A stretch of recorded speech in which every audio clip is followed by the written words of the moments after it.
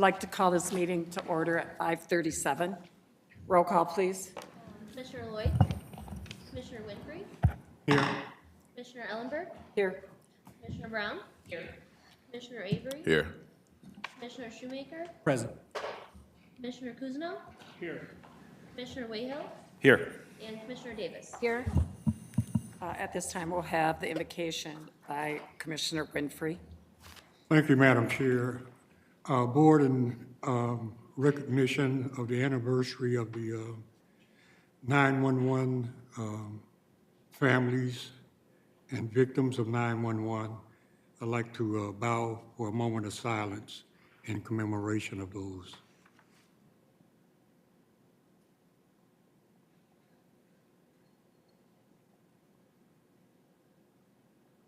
Thank you. And would you lead us in the Pledge of Allegiance?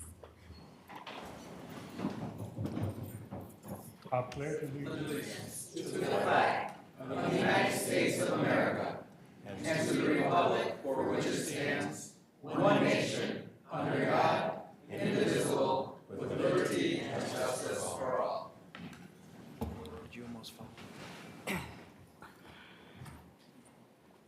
We have approval of the minutes of August 23rd.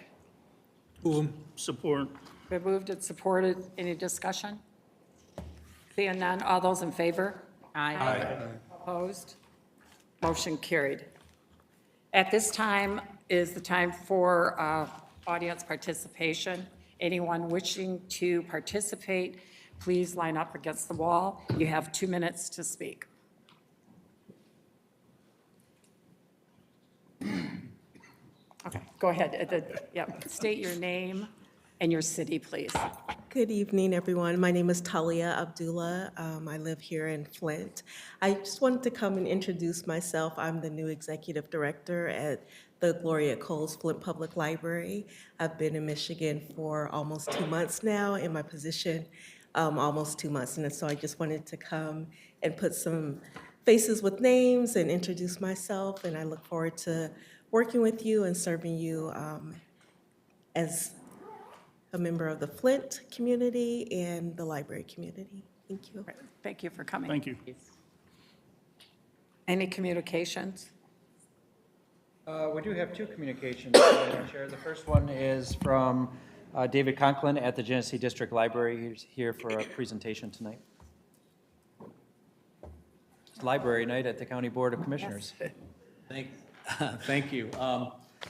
It's been a while since I've been here. Is the presentation loaded up, or do I need to bring my laptop up here? Is it in the system? Did they provide it? Just a second. Let me see if it's in the system or not. My apologies. There's only 8 slides. It'll be brief. I don't want to take up your time. I see you have 9 pages, I think, on your agenda, so I don't want to keep you any longer than you need to. While you're looking that up, I'll just, a few brief words. I don't know if you can hear me just fine, or... Genesee District Library is the 3rd largest library system in Michigan. I don't know if you all knew that, so we're pretty proud of that fact. Number 1 is Detroit Public, number 2 is Kent District Library. Despite our large size, our funding is not so large. We are less than $1 million. We are about $24 per capita in spending.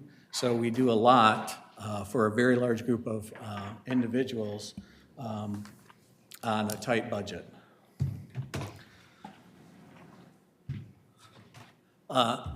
Let me also take time to introduce my library board chairman, Linda Browse-Massey. I know some of you recognize her. She seems to know everyone, like our former board chair did. But she's been with the library now since 2009.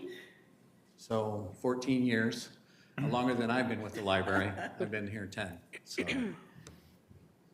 Well, he's bringing that up. It is so very, very nice to see all of you again. And I hope you won't find it too arrogant of me to put a plug in for the Black History Brunch, which will be Saturday, February 3rd. And I look forward to seeing all of you there in 2024. And you will get invites and a letter of reminder.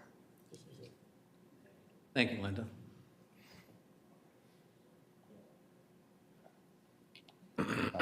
Oh, that's okay. We'll get it. Here, advance the slide. There's only 8 slides. Okay, you can see them pretty good. Go ahead to the next one. So this is our strategic plan right here. We're in 2022 to 2024. You can see our focus is lifelong literacy, meaningful partnerships, diversity, equity, inclusion, build capacity. And although fiscal responsibility isn't expressly in our strategic plan, believe you me, we are working hard on that. And as you'll see in the last slide. So lifelong literacy. When you think of literacy, you probably think of children learning to read and things like that. And yes, indeed, the Genesee District Library does in 2022, we did over 500 programs that helped kids be introduced to, practice, and get excited about reading. So we're really proud of that fact. We do that. The majority of our programs happen during the summer months when kids are out of school. We want to keep them excited about learning and keep those skills up as they transition to their next grades. But also with literacy, we're talking about digital literacy, which I'm sure by now everybody's heard of that. And we, in the past 2 months, we've done over 100 programs, and these programs are one-on-one with seniors at senior citizens locations around the county, where we have a digital services librarian who's an expert in technology go out and help our senior citizens learn about the devices they have, the services that we offer, and all different kinds of things. So that's happening out there too. And then when it comes to helping our citizens become plugged into the global community as a whole, between 5,000 and 6,000 of our residents log into library computers to get on the World Wide Web, see resources that are available out there. Maybe they're interacting with relatives they have in a different location, or maybe across the globe, maybe somebody who's in the armed services. So we don't all have the luxury in our community of having computer access at home, and having a computer, and having internet, and having it in our pockets at sometimes too. So there is a segment of our population that really rely on libraries for this type of communication.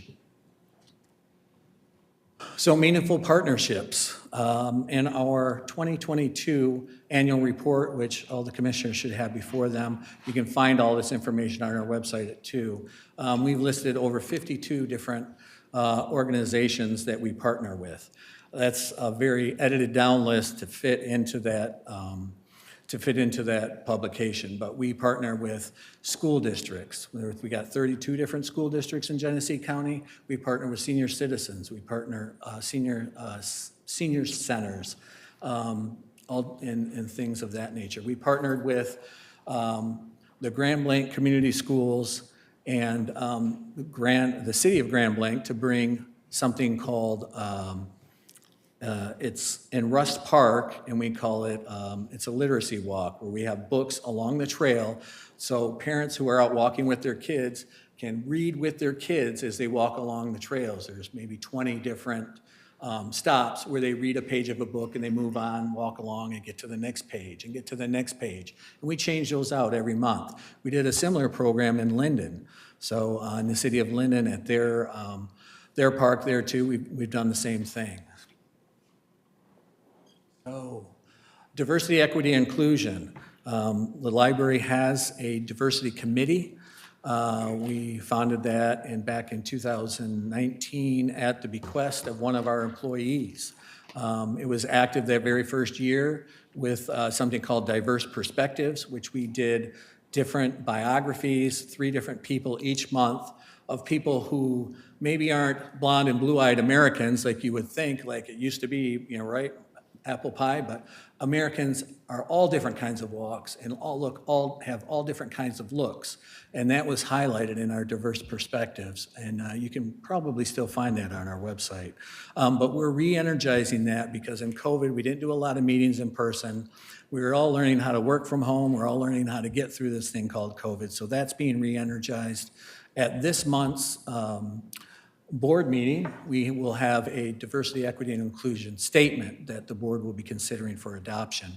And then we look for new ideas, not only for programs, but also for maybe for learning opportunities for staff and learning opportunities for our board when it comes to DEI.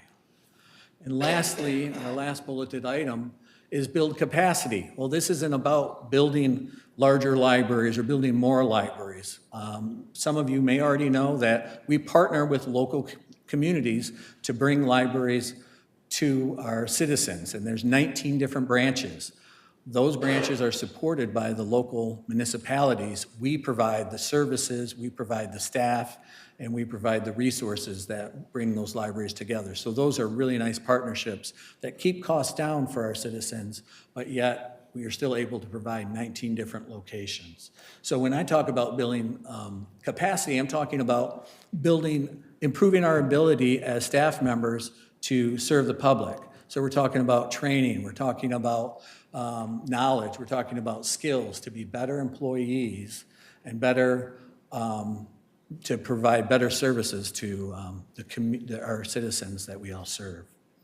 And lastly, like I said, fiscal responsibility isn't expressly in there, but we are very proud to the fact that our OPEB, our other post-employee benefits, are 105% at the end of last year funded.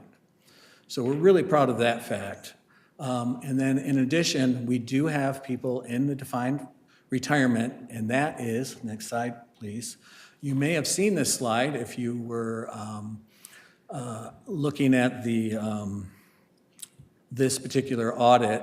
And Genesee District Library is one of, I think there's 7 different categories here, Sheriff's General, Mount Morris, but we were the only one that decreased our retirement liability in this actuarial study. So we're really proud of that. We're continuing to go down. We want to make sure that that's completely funded. We have a trust set up for our OPEB. We're doing really well. We've come a long way. So not only are we providing services, we're not costing the taxpayers a lot of money, but we're getting our house in order so that in the future we can have even more funds to spend on services. Do you have any questions? Thank you for being here, Mr. Conklin. Couple questions. Do you still have the branch at Genesee Valley? We do. That's still open? We do. Unfortunately, on Christmas Day night, it flooded. That branch flooded, and it was pretty significant damage. We were insured, and we were able to reopen in early June. And then just a few weeks ago, we got our new circulation desk in order, so we are at full, again, capacity. Now, despite that branch being closed, which was one of our 4th busiest branches, we have seen an increase in year-to-date physical visits by 5%. That's with our 4th largest branch being closed for 6 months. So we're pretty excited about people coming back to the libraries now that we're putting COVID in the rearview mirror. That was my next question. So that's out near where I live, so I have some interest and I've been to that branch. And it's somewhat counterintuitive to me, given the mall is sort of declining in terms of stores and seemingly declining in terms of activity, that it is your 4th largest. What do you attribute that to? Well, we're free services, so, and it's a location where it's convenient for people who maybe ride MTA. They can get there pretty easily. And it's an area where maybe we don't have a lot of branches nearby. I think Swartz Creek is one of the closer branches there. Flint Township's a little close there too, but people are still coming out and using that particular branch because there's free services, and they're logging in computers and they're checking out books. Okay. Remind me how many board members you have. We have 8 board members. And they are from they can be, their eligibility is any jurisdiction outside of City of Flint?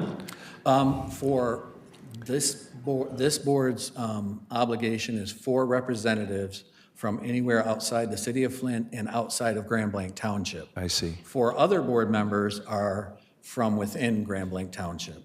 So this board and the Grand Blanc Township Board are the ones that form Genesee District Library. Okay, that's helpful. And then I was reminded before the meeting started by my friend Linda, who I've known a long, long time in other contexts, that there's at least 1 vacancy on the board. Is that right? Is it just 1? That's correct. Right now there And happens how to be long 1. has that been vacant? Yeah, a little over a year. All right, so we need to get on it and get you a new board member. Sure, and Josh can provide you the details. If he has questions for me, I'm happy to provide Okay. that. I think, and I don't know if Josh can speak to it, but we're going to do other appointments later, which aren't for GDL, but we did adopt a new policy which contains a new process.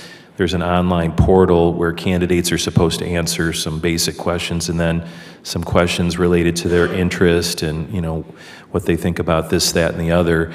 My guess is that we may not have anyone in the pipeline that's completed that process for GDL, but I'll be corrected, I'm sure, by Mr. Freeman if I'm wrong. I would never correct you, Commissioner.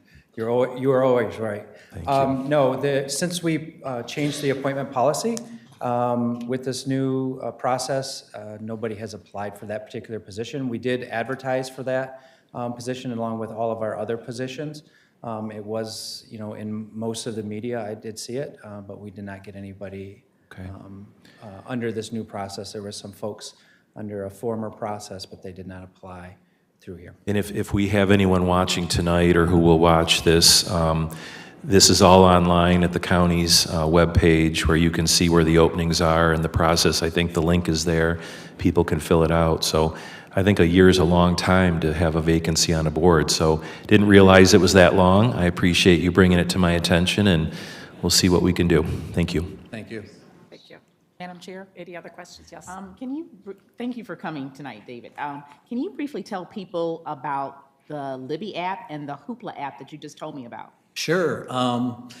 The Libby app is our ebook platform, and you can go online to our website 24/7, any time of the night or day, and check out books on that app. Depending on what device you have, there'll be a Libby application phone, if you have an Android phone, iPhone, iPad, Android tablet, computer, and you can check out books there. We also have a partnering ebook app called Hoopla, which they're designed not to overlap each other. So if you can't find one in Libby, you might be able to find the book in Hoopla. So we've got those books, and that branch, we call it our digital branch, is open 24 hours, 7 days a week.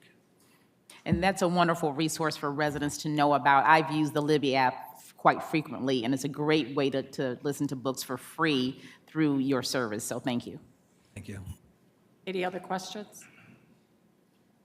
Thank you for coming in tonight for your presentation. Thank you for having me.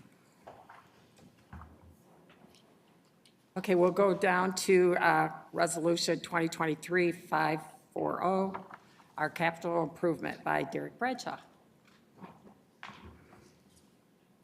Hey, Josh.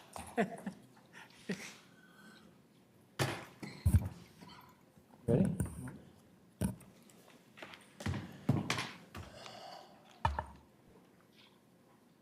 Who's that? Who's that girl? Wow, we got muffins. So a little background while he's getting set up. So I guess it was before this board was elected. The last board agreed to a consolidation plan for our administration building. Genesee County bought the former Citizens Bank Tower, the new side, not the Weatherball side.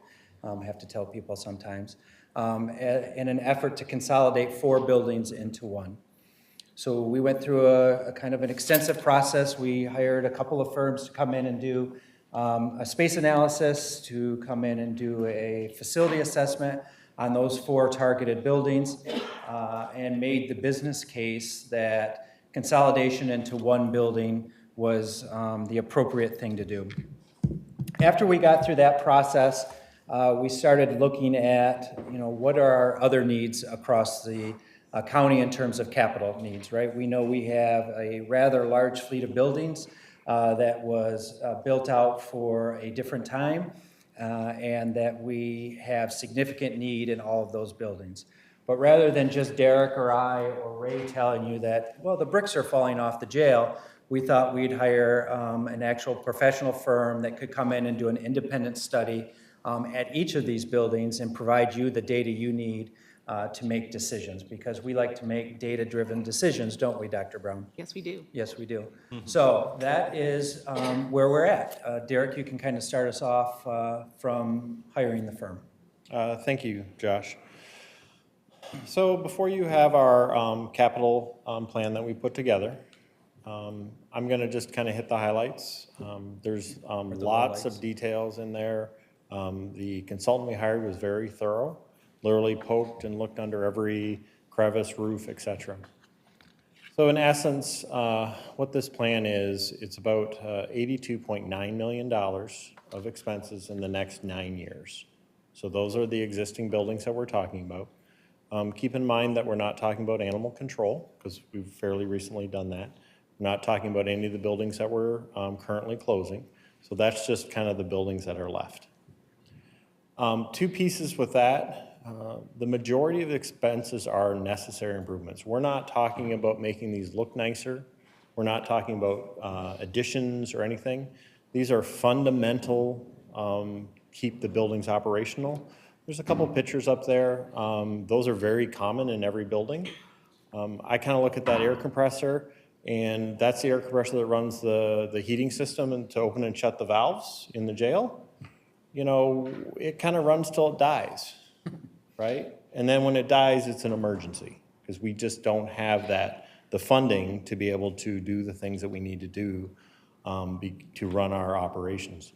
You know, same with water leaks. Water leaks are common in just about every single building we're in. So it's about $66 million of actual, like, hard improvements. And then the other piece that I think we always need to remember is the operating costs. So for the buildings that we're talking about, that's about $16 million in just operational. And that's not staff. That's literally keeping the lights on, sewer, water, and cleaning staff. That's $16 million just in those buildings. So we kind of had to drill down and kind of look at, like, priorities in the plan. So the number one priority, we have some mandated buildings, one being the jail. That's not really optional, right, for the county to have. The jail alone is about 21 million, almost 22 million in the next 9 years. The improvements in operating costs are up there. And I think sometimes because it's a tall building, you don't realize or look real close at it. So the bricks are actually falling off the building. They fell off the building, and they're to the point where the water is actually behind most of the bricks on that exterior and actually starting to deteriorate the steel and the structural steel behind it. So there is some significant issues that we need to make sure we can address because it is just going to get worse. Let alone something that just seems simple, hot water, right? Like, you can't run a kitchen or showers or anything without hot water, and the hot water system there is basically on its last legs. Circuit court, another mandated building. That's about 15 million the next 9 years. Improvements about a little over 13 million. Some of the priority items there are the elevators and some of the exterior facade. So, like, there's a picture of elevator controls. You really don't get that, you don't get the right impression.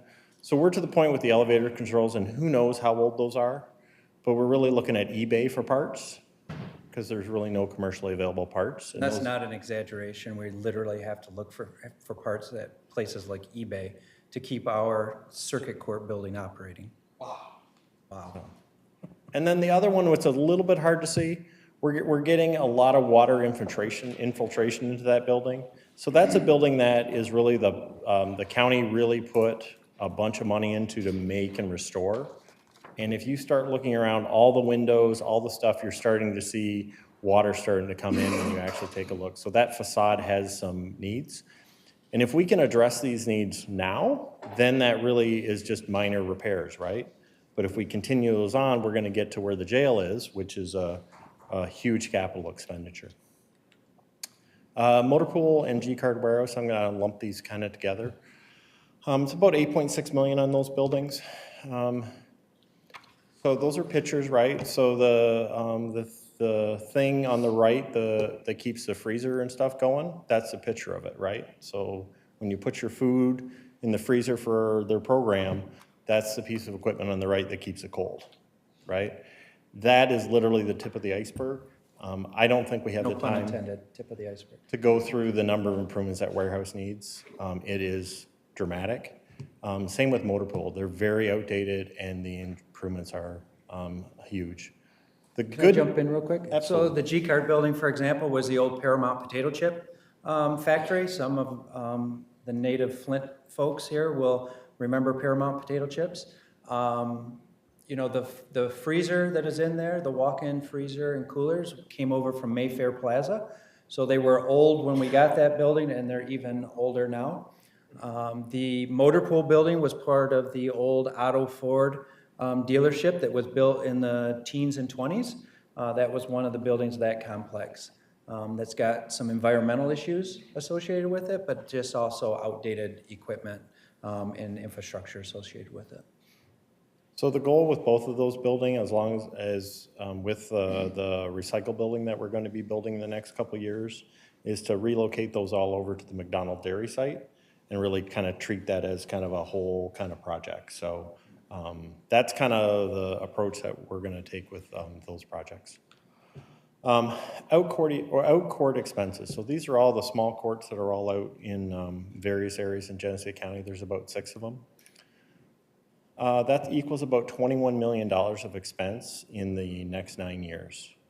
And when you look at that and you start walking through those numbers, you know, the estimated security cost is about $3.5 million. Facilities and operations, just to have people go plow the sidewalks and put salt down and do all the things there, is about $3.3 million. We spend about $2.1 million just kind of heating and cooling those buildings, right? And then on top of that, then we get into the actual repairs that those buildings need. And the repairs are extensive. And a lot of times, sometimes the building may look okay, but pretty much every one of them needs all new fire panels, and each one of those is $100,000 to $200,000 for those little buildings just to upgrade those little things. And then the other one is, in there is Mount Morris Court. Our office a few years ago got a grant to go in and make some ADA improvements over there because you can't use the bathrooms and we were not able to spend the money. So we had a situation where we had the funding in place to do that project, and it physically was not able to modify that building because that building is so antiquated and just not appropriate. Yeah, so I want you to think about that for a minute. You're in a wheelchair, like my dad is. You can't walk. You can't get up out of your wheelchair to transfer into a bathroom. You have to interface with the Mount Morris Court, and you're there conducting business. And Genesee County, who takes your tax dollars, doesn't provide a place for you to do something as simple as going to the bathroom. That is deplorable, that we can't even provide something as simple as a bathroom to somebody who is in a wheelchair.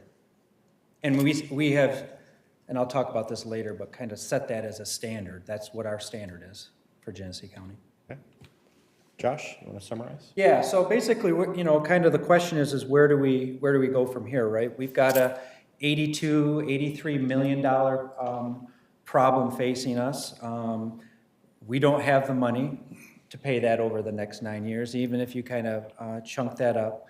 We've hired a firm to come in and give us the data that you need to make a decision based on facts. Sometimes decisions become political decisions, but at some point you have to make a decision based on the information in front of you. And that these issues that these buildings are facing cannot be ignored, right? The jail has got issues now. We don't address it. Those issues become tenfold. The Mount Morris Court is a problem. Circuit Court is a problem. So, you know, what are our options as we sat down and looked at this? You know, what are our options to start to address this? And really, I think we kind of broke it down to 3 options. We need revenue to fix the problem. So we can raise taxes. We can lay off staff to free up dollars to address this problem. We're a staff-heavy budget. Or we can consolidate buildings to reduce operating expenses. And we've shown through the TRP, the Tower Renovation Project, that consolidation works, right?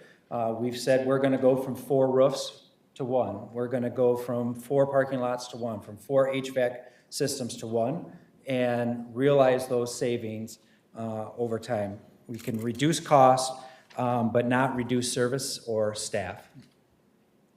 So the plan showed us, like I said earlier, you know, what is our current standard for the county?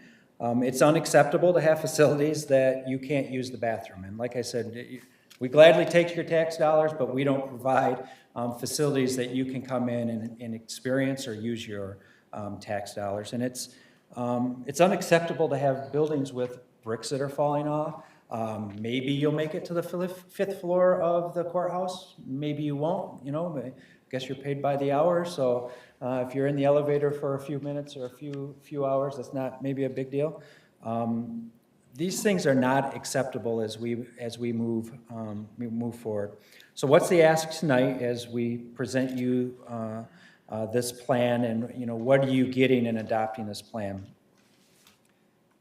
Again, what are our options, right? Our options are taxes, lay off staff, or reduce buildings through consolidation.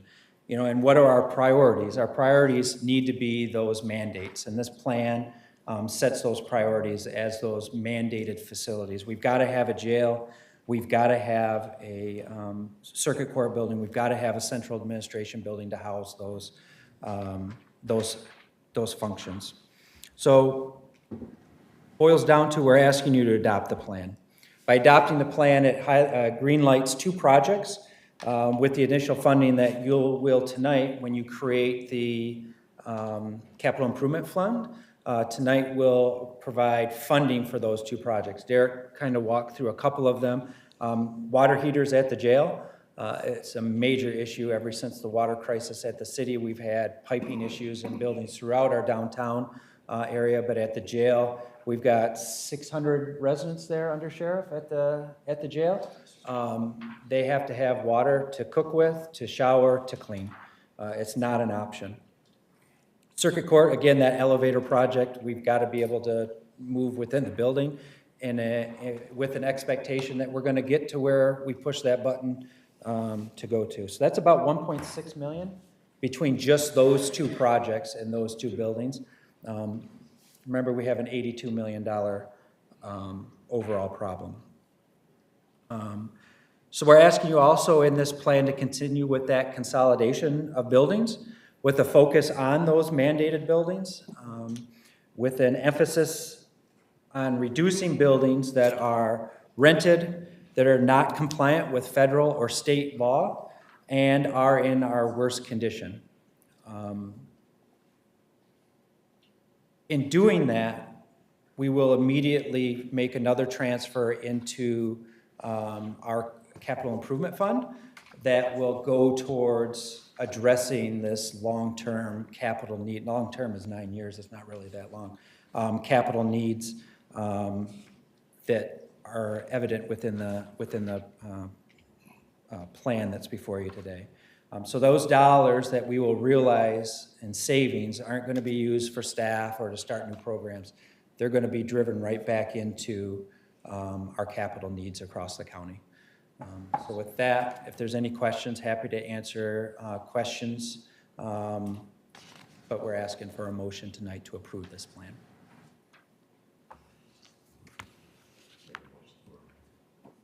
We can make a motion. Okay, motion and support. Is there any discussion? I have just one question. So by reducing the buildings from 4 roofs to 1 roof, as you mentioned, did I hear you say that this will also make all of our buildings ADA compliant? So our larger buildings have gone through and they are ADA compliant. So, you know, this building is going away, but it's ADA compliant. There was upgrades done. McCree is ADA compliant. Circuit Court building is ADA compliant. So as we look to consolidate, we're going to focus on those buildings that are not ADA compliant and move those into unoccupied space or excess space that we have elsewhere. Thank you. Mr. Shoemaker? Couple questions.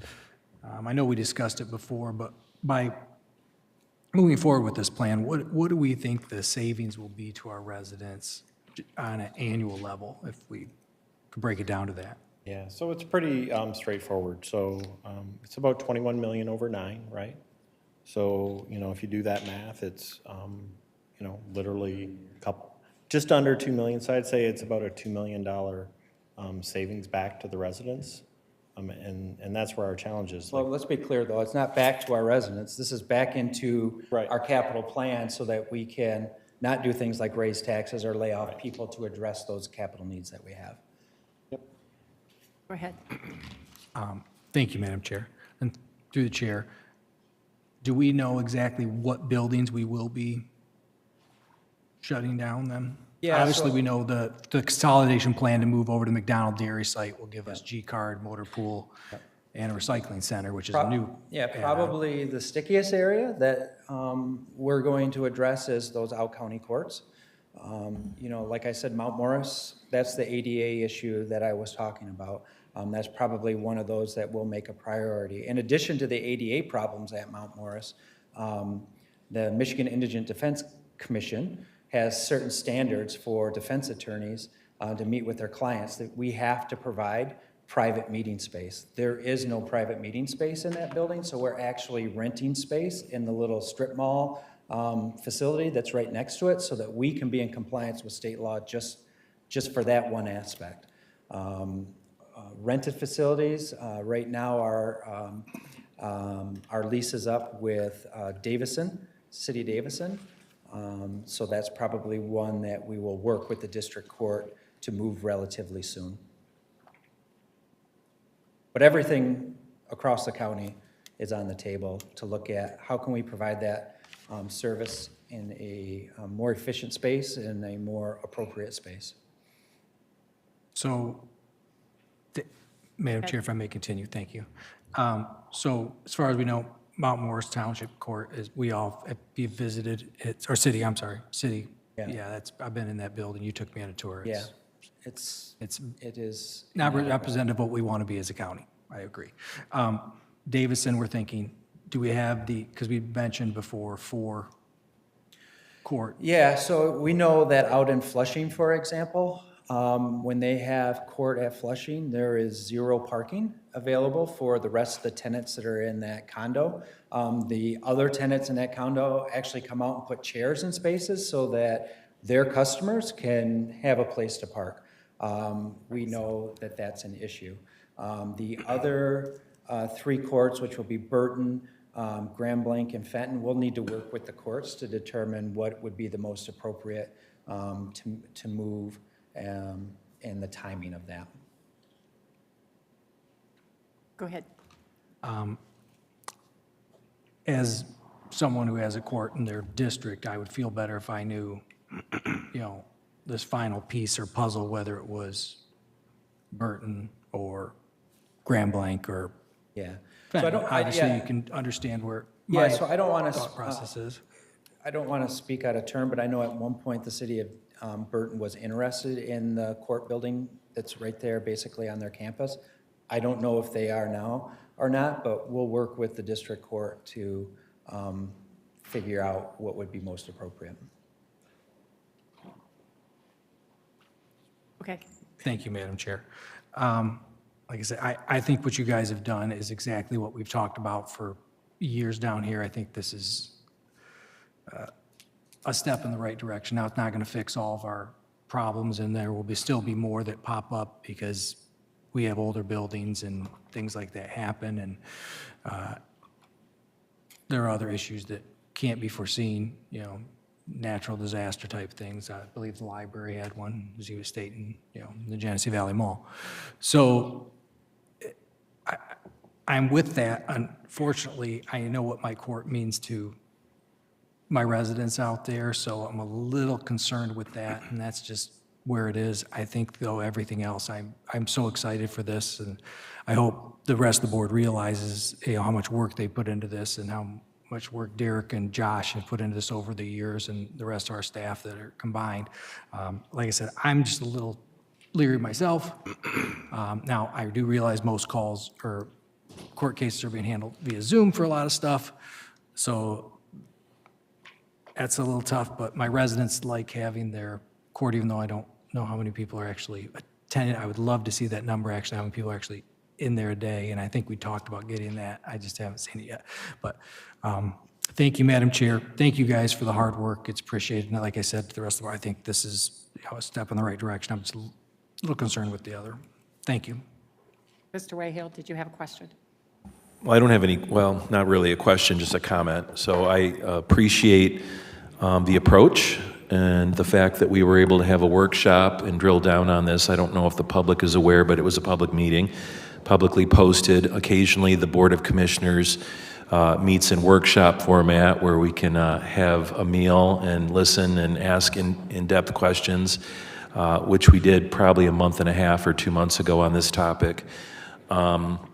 So I appreciate the approach. I think it's fiscally responsible, fiscally prudent, fiscally conservative, if I may say so, given what we're up against. And, you know, we're moving forward like a lot of organizations which are reducing their physical footprint, but also trying to maintain services for people. And I'll just say, in terms of my due diligence, one of the things I said at the workshop is I would discuss this with the judge, the district judge that's in my district, Judge Goggins, and I did go out to his court, learned a lot about what his needs are, what he does out there, what the flow, the ebb and flow of physical traffic versus online. And, you know, he offered some great suggestions, some great thoughts on how we might improve upon the implementation of this, not so much changing the capital outlay plan, but you know, how do we make this agreeable or amenable or easier for people that it will affect. And so my compliments to you two and your staff and the firm that we hired to do the analysis. It seems to me that we're headed in the right direction. I like the fact that the savings will go right back into capital.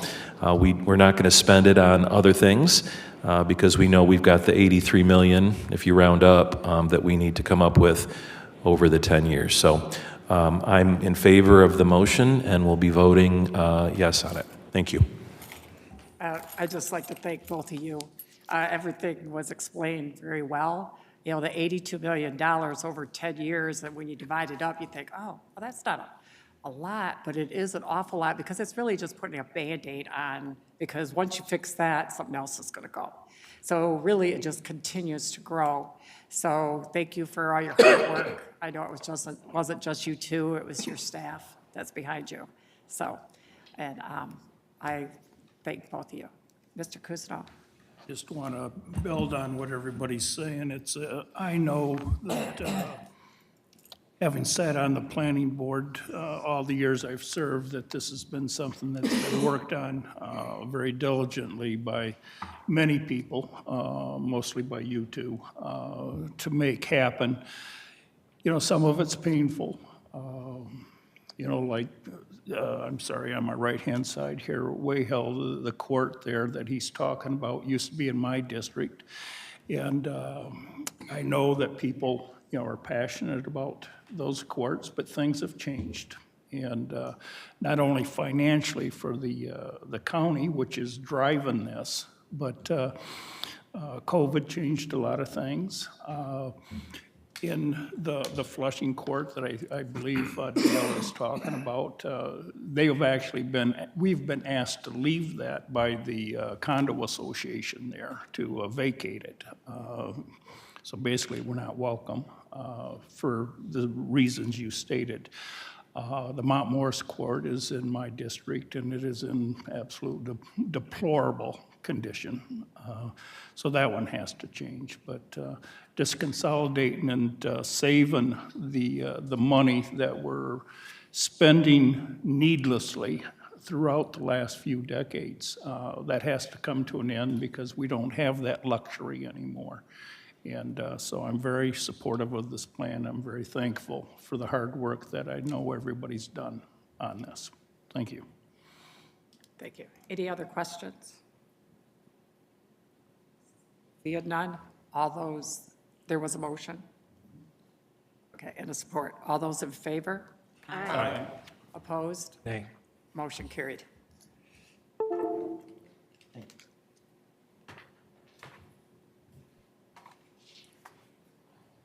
At this time, we'll go on to the appointments. Resolution 2023-532 is appointment of the Republican member to the Board of County Canvassers. Madam Chair, this is one of those positions where and the clerk is here, and maybe if I say something wrong, he'll correct me. The local party recommends 3 names for the local Board of Commissioners, the County Board of Canvassers, I'm sorry. They may do it for the Board of Commissioners, but this is for the Board of Canvassers. And then the Board of Commissioners get to pick from those 3 names. So those 3 names are before you tonight. The incumbent is Norma Eskew, is that correct? And she has indicated that she's willing to continue to serve.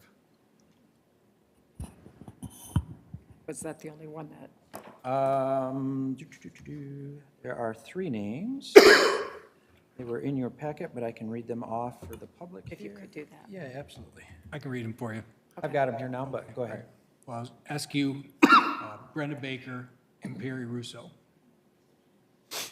Forts Creek, Askew lives in, Barker is Grand Blanc. It doesn't say township or city, I'm sorry. And then Russo was Grand Blanc also. So the way that appointment policy works is we start in the 1st district and we go round the table. Everybody says the name of the person that they would like, and whoever gets to 5 first wins. So typically, we just have the clerk call the roll on that. Okay. Commissioner Lloyd? Lauren Coney? No, this is for the Board of Canvassers. Okay. Norma Eskew. Got you. Eskew. Commissioner Ellenberg? Norma? Eskew? Commissioner Brown? Norma Eskew. Commissioner Avery? Norma Eskew. Commissioner Shoemaker? Askew. No? Eskew. Excuse me, Commissioner Wayhill? Eskew. Eskew. Madam Chair, Norma Eskew did receive 9 votes, so she did obviously hit the threshold. Okay. So we'll go on to item 2, appointment of Genesee Health System for a 3-year term expiring 3/31/2026. Yeah, so Madam Chair, there's 3 open, there's actually 4 open. Somebody just recently resigned, but the 3 that you are looking at tonight would be open seats for the Genesee Health System. These 3 had incumbents in them. I believe 2 of them indicated they were not interested specifically to be reappointed, and the other one did not apply through our process. And I believe Commissioner Winfrey provided a name of a person as well in the information. And my apologies to the applicant, because I should have directed her to the correct portal. And I think I'm going to blame Madam Chair too, because I think she also received it via email. I didn't see it, so don't blame me. So there is an additional applicant, Jamaica Patrick Singleton, that I'd also like to toss into the ring for consideration. So you'd like to add her name? Yes. Okay. Madam Chair, can I just ask a question based on what Mr. Freeman said? So there's a recent vacancy that creates 4 total, but we're only voting on the 3 tonight. That is correct. So the most recent vacancy was from a primary user of the system. So state law requires that 2 of the seats are reserved for a family member of a user of the system, and 2 of the seats are for a primary consumer of the system. Okay. So we will have to put out specifically for that primary user, consumer of the system. So these are general membership, open to anybody seats. Okay, so the 1 seat that has come up recently has it has criteria that are more narrow. It does, it's much more Okay, narrow. all right, thank you. Mr. Shoemaker? Madam Chair, the application that is on our desk here, was that submitted before the deadline? Yes. Okay, just, now, does the policy say it has to be through this porthole, or can just as long as it got to the chair before then? The application process is spelled out within that there was certain questions that the board wanted answered. I have not looked at what was submitted, so. So if I may, Commissioner Shoemaker, I've got the policy in front of me, and it's lengthy, so I'm not going to read it, but there are certain things that we did say in the adopted policy that we must have in order for someone to be considered. And as Mr. Freeman said, I haven't had time to read through Jamaica's piece, but my guess is that maybe she hasn't answered some of these questions. And I love Jamaica. I know her well. I know her very well. In answer, Madam Chair, to Commissioner Shoemaker's question, she submitted the email to myself and Commissioner Ellenberg on August 7th.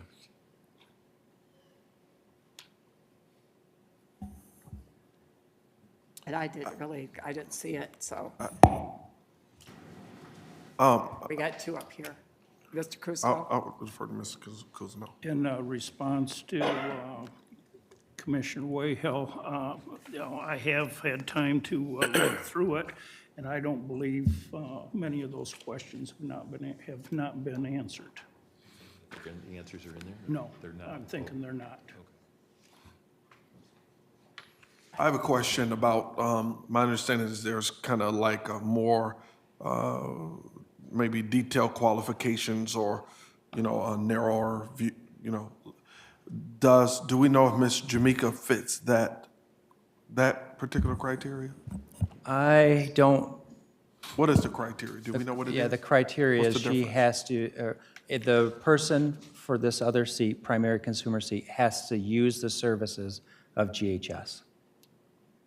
I can't tell you whether or not somebody does. Typically, what we do for those consumer seats is we work with GHS to find a person within the system who is interested in serving on that board.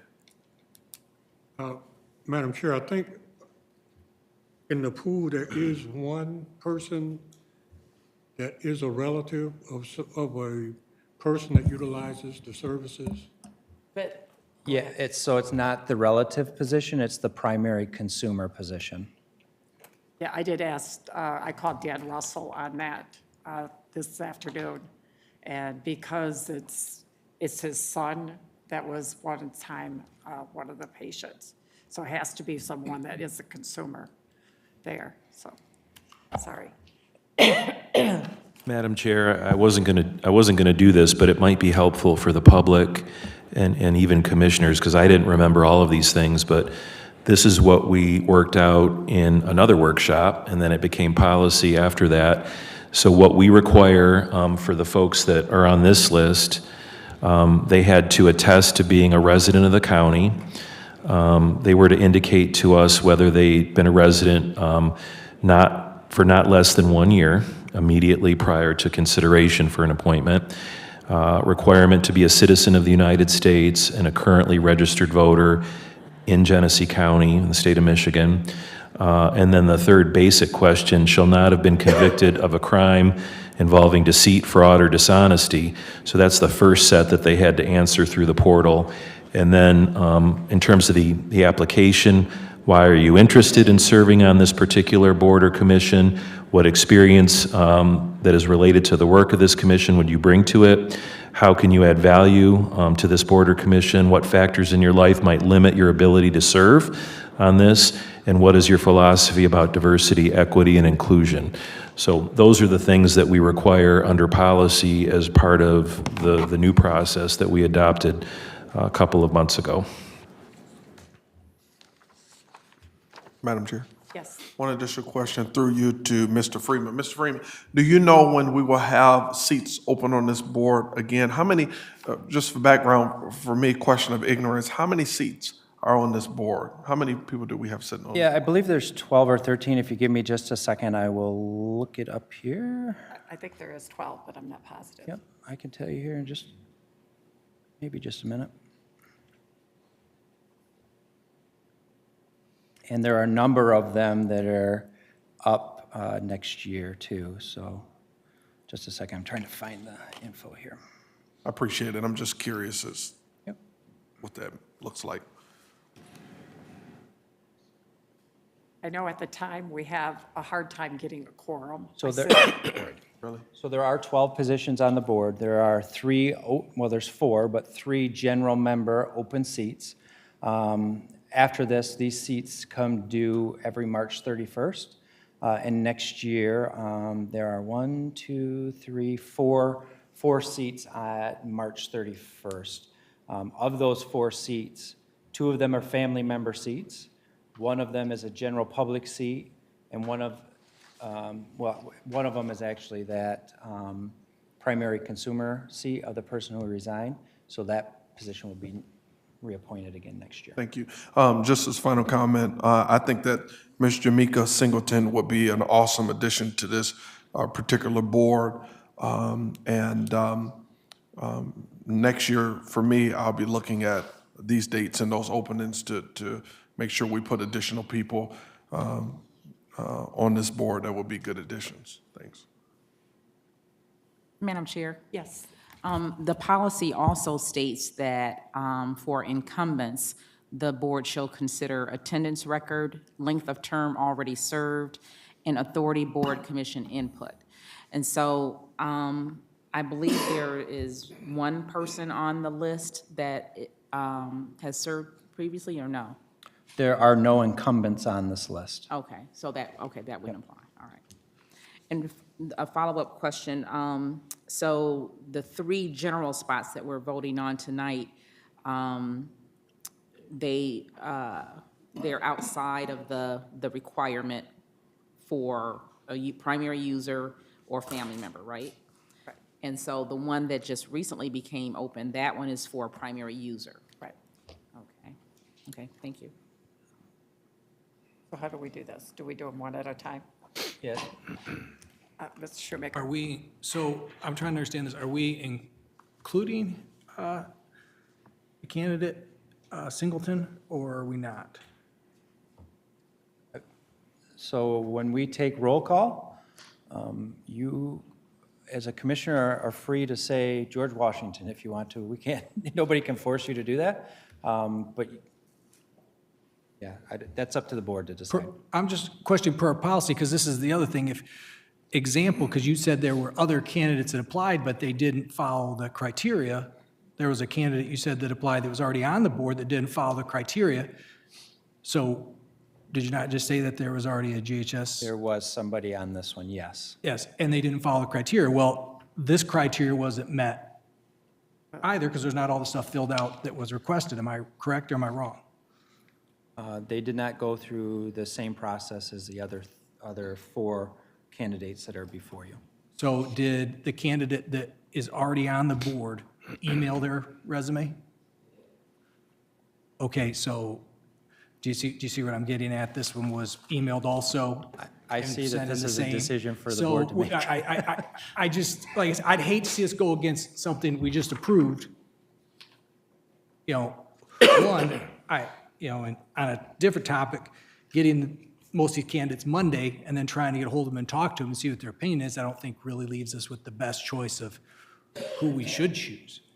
But back to the policy, I think the other candidate then, if you're going to include the candidate brought forward, the candidate that's already on the board should also get the opportunity to be in front of us then, because What? am I being clear? They both emailed it in, just one got brought by a commissioner in front of us, and the other was chosen to set aside. What my question is that fact that there was an applicant that sent in their resume. He didn't know he had to apply online. He did end up, he had a hard time applying online, so he wrote his resume. Everybody received that in their mail, probably 2 months ago. But he had to fill out the application, which was questionnaires. So the questionnaires, because he called me, and I said, well, you have to fill out the questionnaires. So basically, we got him the questions that had to be filled out, because that's part of our policy. I don't know if this person, because I didn't see the application, it wasn't sent to the right department. I don't know if she filled out the application like everybody else had, because they applied online. Because when you apply online, it pops up the questions.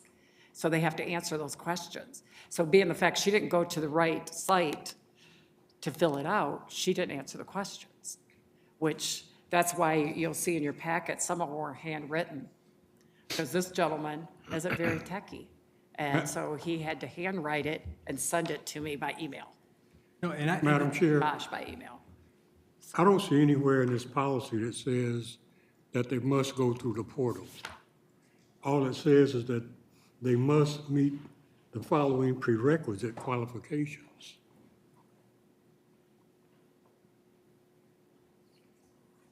Well, if I may, Madam Chair, I don't know that Jamaica has, I mean, if we're talking about the candidate who didn't go through the portal, and I love her, I don't know that she answered directly a number of these in what she sent to us.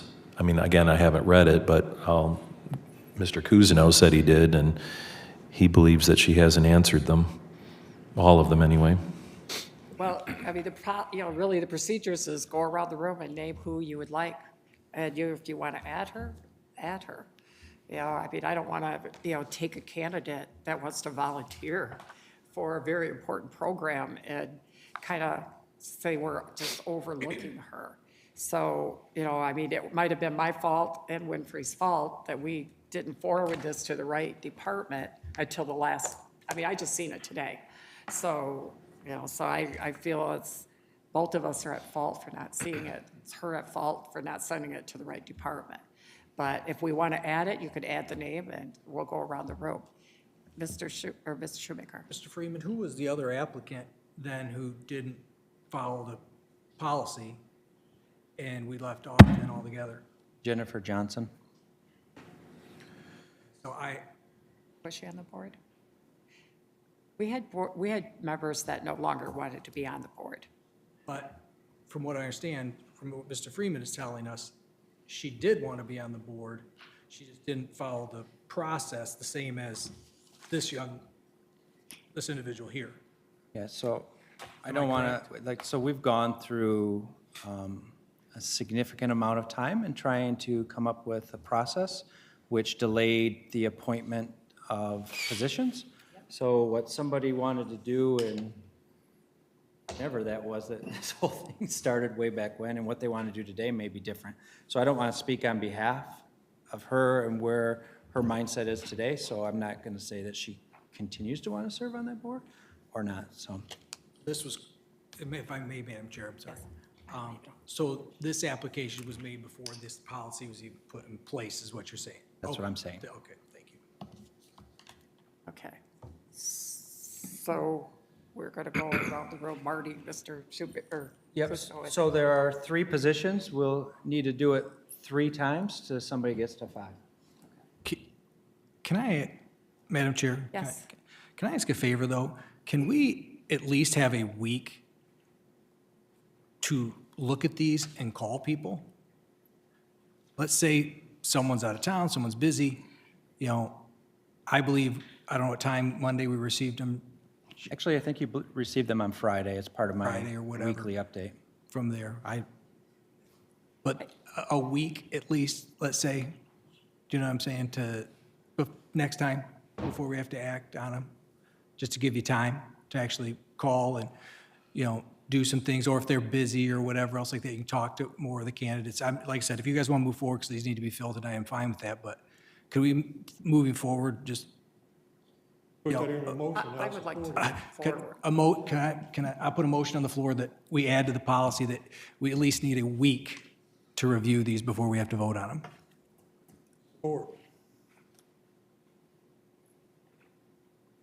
I will take a roll call on this. Discussion on it. Okay, we'll do some discussion. Madam Chair, I have read through all of the materials, and I applaud, Ms. Singleton has a stellar resume, but I have to believe that we should stick with our policy. We laid out this policy in black and white, And there were questions that were gone unanswered according to the policy. And so unfortunately, I think that disqualifies Ms. Singleton. We have to be fair about it. And if there are future positions that come available, I would encourage her strongly to apply at that time. Thank you. I've read through these applicants twice. I usually don't make personal phone calls on any committee like this. I read their resumes. I think sometimes by making a phone call, you get more personal stuff than you need to know. And I go by what they write and what their qualifications, backgrounds are. So basically, I'm prepared to make a vote today. Mr. Shoemaker? No, like I said, we hardly got any applicants for this, which is a shame, many other positions, so if it needs to be filled, it needs to be filled from there. Just moving forward, like I said, I don't want to stop the vote today. Everybody can move forward with the vote. I'd like it to be Article 8 in this section, for the motion. That, like I said, we are given at least a week to actually contact people moving forward. Like I said, I don't want to postpone this tonight. My goal is moving forward so we have more transparency, more time to do this. So that's my motion would be, so to clarify. Mr. Lloyd? I have some discussion on the motion. I don't have any concern with adjusting the policy, adding stuff to the policy if that's the will of the body. But I'm not in favor of the policy saying specifically, hey, we'll have 2 weeks to call a person, but maybe have it say, once they're before us, we have a week between receiving them and taking action or something like that. And you do whatever you want to do. I'm definitely a person who calls candidates and definitely has conversation with candidates that are interested. And I'm definitely someone, if I want a candidate, I'm going to have conversations with all of you to share why I think that they will be a good fit. I don't think anything's wrong with that. That's how politics works. That's a part of the process, but maybe not have a policy that actually specifically says that. No, but I just- didn't want to say, if it was misimplied, I apologize. I didn't, No, you no, I didn't just want just at least a week to do whatever you want to Consider do with it, the candidates. whatever. Yeah, however you want to. Okay, So I okay. shouldn't have said call, I apologize. Okay. Because you can do whatever you want with them. If you want to meet them for lunch, that's. Yeah, for sure. If I may, the motion then is that administration will provide no later than a week before where to take action, the information that comes through the portal or is handwritten and delivered. Is that Yes, the thank spirit you. of it? Thank you. Okay, thank you. So that's what we're I'm sorry, Yeah, Madam Chair. that's what I was So our gonna vote, so our vote at this time is to vote on what you're suggesting for the future Future. of this policy. Okay, Okay. I'll be supporting it. okay, for the future. Okay, all those in favor? Aye. Opposed? Motion carried for the future. Okay, so at this time, we'll go around the room and say the 3 that you would like to No. be. Is that how we're doing? One at a Yeah, time? so I was confused. I don't. I admitted it. I was It's that confused. fresh air. It's that country living I've been doing this week. It's horrible. So, rule number 5, or item number 5 in your policy states that you will put names into nomination. So this is for the first open seat from the applicants that you have. Somebody needs to put a name into nomination. More than one person could put a name into nomination. It does not have to be seconded. So, Madam Chair, you should ask, are there any nominations for the first vacancy? Are there any nominations for the first vacancy for Genesee Health System? Cooney. Miss? Okay, Mr. Shoemaker? So in round 1, we're going to have Coolin. Is there anybody else? Ask them. Any other nominations? Jamaica Patrick Singleton. Any other nominations? Lauren Coney, as long as she's not serving as the Republican Board of Canvasser person. I would like to add Ted Hammond. Any more nominations? I would like to add William Winiarski. Okay. Any other nominations? I think we got them all. I think that's all, yeah. Okay, so that, we've got them all on there, all four. We're on 4 names, say it? 5 names. Five Five names. names? Okay, okay, 5 names. So, Madam Chair, rule number, I guess it's 5.1 because we didn't number it correctly. All nominations have been made. A roll call will be taken in which each commissioner of this board may state their vote by name. To be appointed, the applicant must receive a majority vote of the commissioners-elect. If there are more than 2 applicants for any one position, which there is because we're voting on one position, and no applicants receive a majority, the 2 applicants receiving the most votes will proceed to the second roll call vote. Okay, so now do So we, now we do a roll call vote for the first vacant seat, one name. Point of information, Madam Chair. So are we taking one seat at a time? or- One seat at a time. Okay. Yep. Commissioner Winfrey, Tamika Patrick Singleton, Commissioner Ellenberg, Ted Hammond, Brown, Darrell Coolin. Avery, Darrell Coolin. Commissioner Shoemaker, Cool. Commissioner Kuzma, It's absent. Commissioner Wayhill, Coolin. Commissioner Davis, Coolin. and Commissioner Lloyd. Coolin. 6 for Coolin, 1 for Hammond, and 1 for Patrick Singleton. So Coolin receives that seat. okay, so Coolin is position 1. Yep. Okay, so we'll take nominations for the open seat of number 2 for GHS. Like nominate Any Lauren Coney. nominations? Pardon? Lauren Coney. Okay, we have Cody. Any other nominations? Tamika Patrick Singleton, Myself, Ted Hammond. And William Winiarski. Bill. Bill. Yeah, there you go. Any other nominations? Any other nominations? Nominations closed. We'll do roll call. Commissioner Ellenberg, Ted Hammond, Commissioner Brown, Bill. Commissioner Avery, Winiarski. Commissioner Shoemaker, Coney. no? Oh, sorry, he's gone. Commissioner Wayhill, Coney. Commissioner Davis, Coney. Commissioner Lloyd, Coney. Winfrey. Singleton.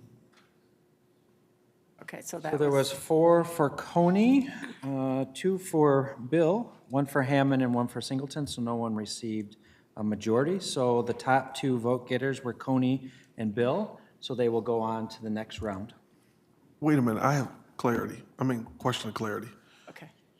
So I didn't realize, so I'm clear, I heard what you just said. Okay, so Josh, okay. I'm listening. So my understanding is that that's not how we do that. That if a person doesn't get a majority vote, we keep voting, but we don't narrow out or X out candidates who may not have got the top vote. So help me out here. Yeah, so the policy reads, if there are more than 2 applicants for any one position, and no applicant receives a majority of the commissioners-elect, so that's 5. Yes. The 2 applicants receiving the most votes will proceed to a second roll call vote. Okay. So this is the second roll call vote for this position, and the 2 top applicants, top vote getters in the first call were Coney and William. Bill. Bill. I stand corrected. My apologies. Thank you for the clarity. Where is that in this policy? It's the second number 5. That's why I missed it, because when we got number 5, I thought we were done. Okay, thank you, sir. Okay, so we'll do roll call for the open seat of number 2. Commissioner Brown, Coney. Commissioner Avery, Coney. Commissioner Shoemaker, Coney. Commissioner Wayhill, Coney. Davis, Coney. Lloyd, Coney. Coney. Tony. All right, so Coney gets the second one. So this will be for, Madam Chair, seat number 3. Okay, nominations for seat number 3. Any nominations? Bill? Bill? Ted Hammond? Any other nominations? Any other nominations? Seeing none, nominations closed. Roll call, please. Commissioner Avery? Winiarski. Winiarski. Hammond. Hammond? Lloyd? Hammond. Bill, Albert? Hammond? Brown? Don't mess with Bill. So it is a 4-4 tie. Let's say. We didn't put that in the policy. Sounds like a good opportunity. Well, I better not say that. Go ahead. That's number 3, 5. You gotta go again. 5-3. So does it open it up? So should we table this until our colleague returns? I don't know if he's Somebody's returned. got to move. I may want to go check on. Yeah, yeah. Huh? Is I he can- okay? He's going to check on it. So we can, I mean, the policy doesn't provide for adding additional names. I guess, I mean, you're the attorney, not me. I think you got to go again. This is like the 102 ballots from the Democratic Convention of 1924. My interpretation of the policy is you have to go again on the same 2 names. If nobody moves, then maybe somebody wants to postpone for a week so you can Or you could go again. Find clarity. convince one another at a change. I make a motion to table this appointment until the end of the meeting. I know our other colleague Table it. is here. Yeah, let's just, Support. okay. That way we can move forward with the rest of the agenda. Table Okay. to end the meeting. For later in the meeting. Okay. Then somebody could run in the bathroom and tell them All they right. want them to vote for. Okay, we'll go on. So we need a vote on that motion. Oh, yes. All those in favor on the motion? Aye. Aye. Opposed? Motion carried. Okay. We'll move on to Resolution 603, appointment to the Michigan Department of Health and Human Services. 1 open seat, Tiffany Quinn. I'll move it. Okay. All right, we'll go, all those in favor of Tiffany Quinn? Do we have to vote this? Aye. I think we have to go We have around. to We have to do a put names nominee. in Okay. motion. and- Okay. Yep. Nominations. Tiffany Quinn. Tiffany Quinn. Tiffany Quinn? When? Tiffany Quinn. We have one name in nomination. You can just make a motion to accept that. and- Okay, we have a nomination from Tiffany Quinn. Need a motion to accept Tiffany Quinn as a candidate. I move to accept Dr. Tiffany Quinn as a candidate. Support. All those in favor? Madam Chair, may I ask just a procedural question, I guess point of information? We don't have to go around and say her name? There's only one name. Right. According to your policy, that's all the only name in nominations. So where is that? Where's that policy at? What do you mean? Where is it in the policy? Yeah, it's number 5. So you only have one name. I understand we only have one name, but, Want to take a roll call vote, then you can take a roll. well, we had a name that's not on the list mentioned before. You said The earlier. name was put into nomination. Yeah, okay, so the nominations were closed and we had one. Right. All right, very good. I'm for Quinn. Just take a roll call vote. Do a roll call, please. Commissioner Shoemaker? Quinn. Commissioner Wayhill? Quinn. Commissioner Davis? Quinn. Commissioner Lloyd? Quinn. Winfrey? Quinn. Commissioner Oliver? Quinn. Commissioner Brown? Dr. Quinn?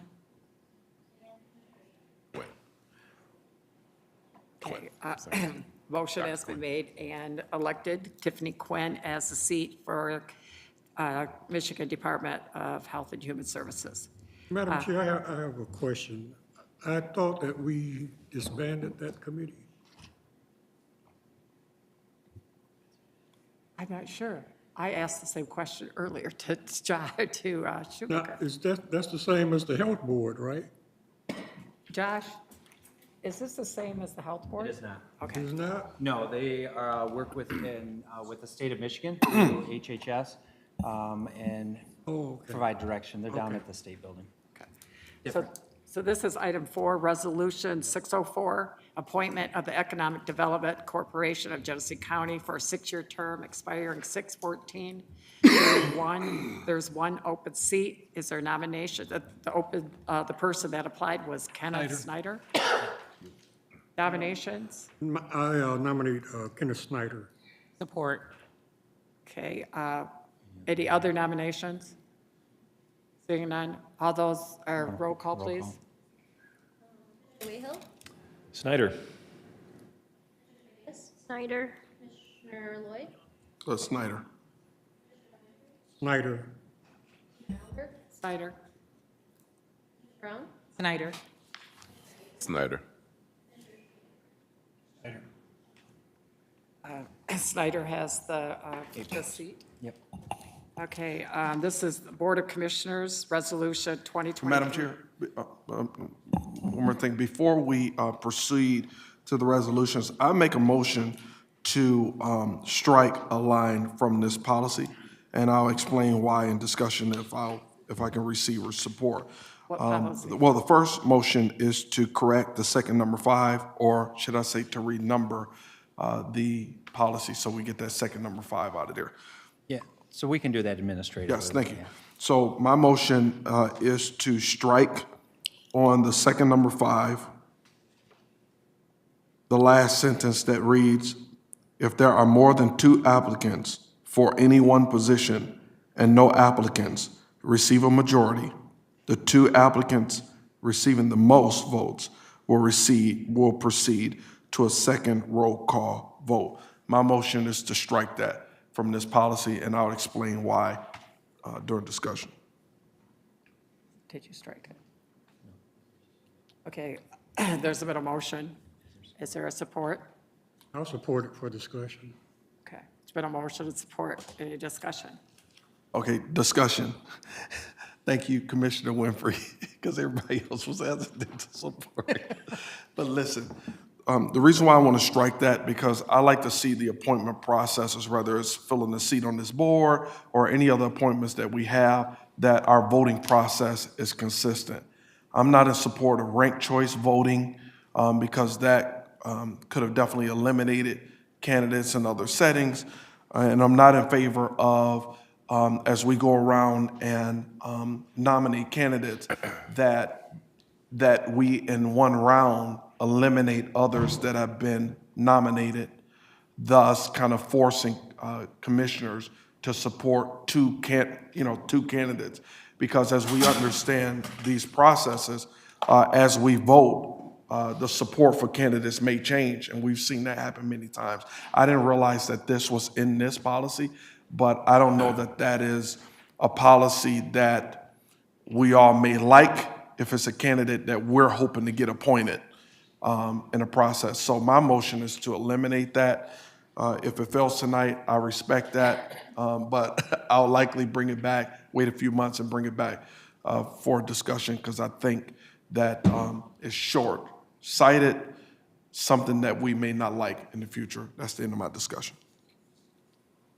Okay, any other discussion? Mr. Shoemaker. Thank you, Madam Chair. I understand your concerns.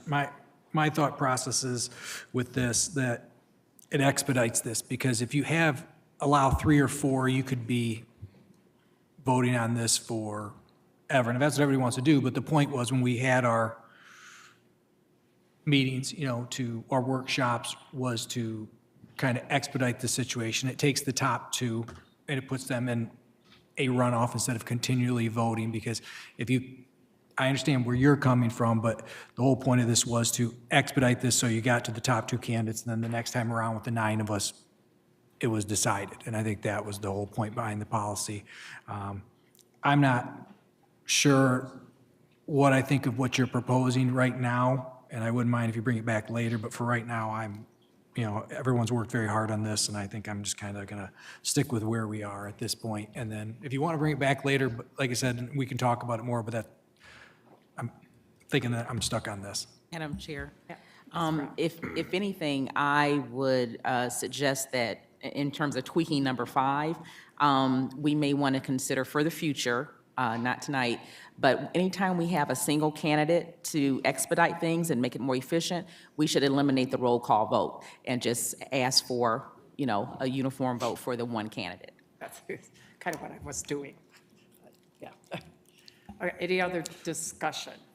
Two follow-up quick pieces to my colleague, Commissioner Shoemaker, totally understood. One thing to note that in these, I'm a realist when it comes to these policies. I've seen it, I know how it works, and I'm not afraid to speak out publicly and say that's what it is, because what it is what it is.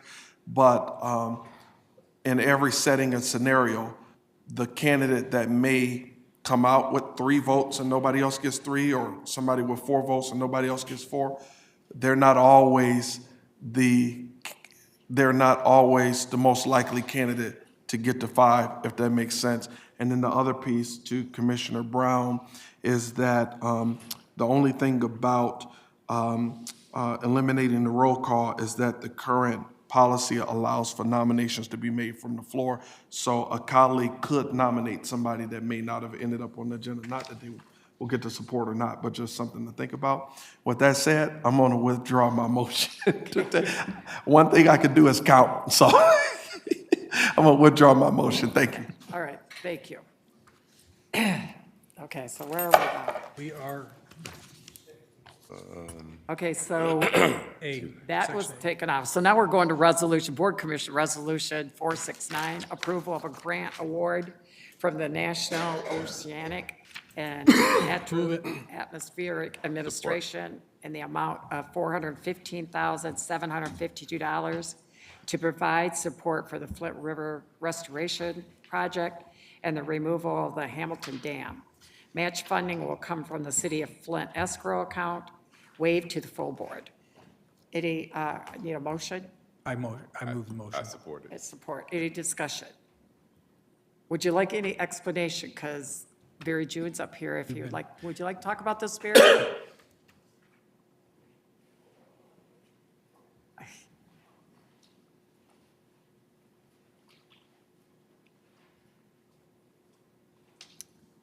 So as you know, in parks, we're always looking around for money, and we've been talking to the NOAA, and we have this grant that they've granted us, and they invited us to apply for some further grants as well, because they're very interested in the project we're doing along the Flint River.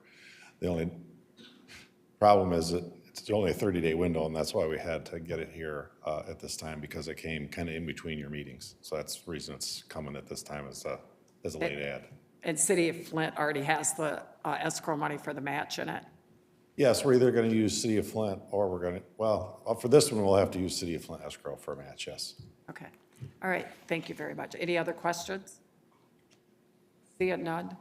All those in favor? Aye. Opposed? Motion carried.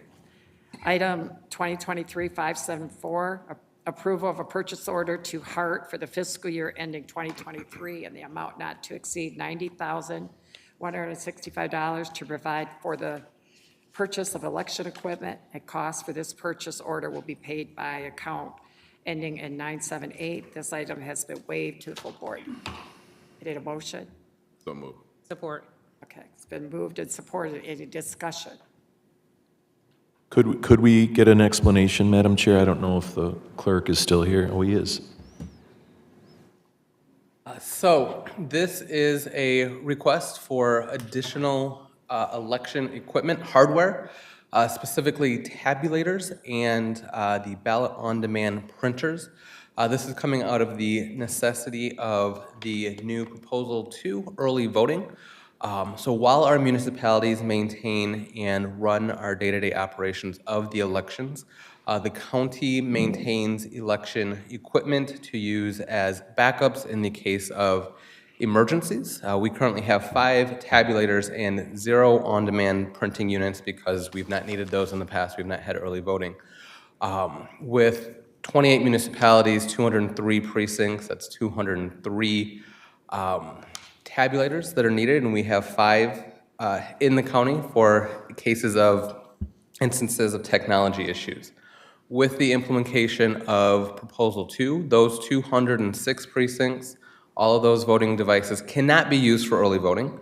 So the municipalities will be purchasing additional equipment for early voting, and likewise, as a precaution, we need to be purchasing additional equipment to offer as our backup, as our safe, to make sure that no matter what happens with any device that we have, we can continue to operate our election. This is completely in the budget. Included in this is a budget adjustment. Looking through our budget as we're approaching the end of this fiscal year, I wanted to get this in on this fiscal year because we have unused dollars.